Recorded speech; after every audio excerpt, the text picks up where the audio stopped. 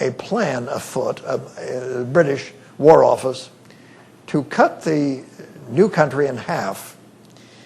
And the plan was for General Howe in the south and General Burgoyne, who had arrived on the scene at the head of a German army, by the way. General Burgoyne, by the by, was a great friend of the king. He was a charming man, gentleman Johnny. Everybody liked him. Member of Commons, a playwright, ladies' man. He was just an all-round fellow. We all liked him. He was up there in Canada, and the plan was that he would come down the Hudson Valley. Howe would go up the Hudson Valley and all the river systems and the rest of it. They would meet, and that way they would divide the former colonies and destroy them. It was a good plan. And Burgoyne had begun his descent. You know, everything had to be cleared by the War Office in London, and the communications were very rough and tenuous. He'd begun his descent, and Howe was supposed to be getting on the road to get up the river.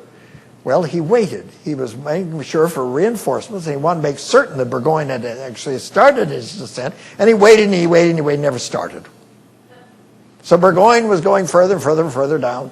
Well, eventually he got near Lake Saratoga, and he was confronted by General Greene, General Arnold, several others. They tore him up. They broke his supply line to the north.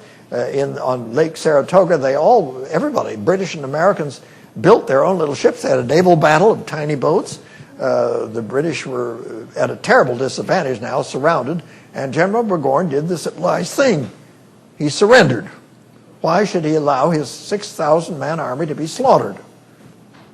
Well, when the king heard about it, he nearly had a stroke. Woo! But that was that. Now, the interesting part of this is that when Franklin heard about it, this was a lever on the French.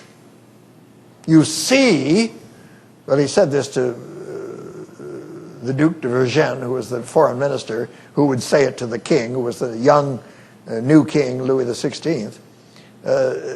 What we can do without help, with a little help from you, we could destroy the British and keep them occupied up there.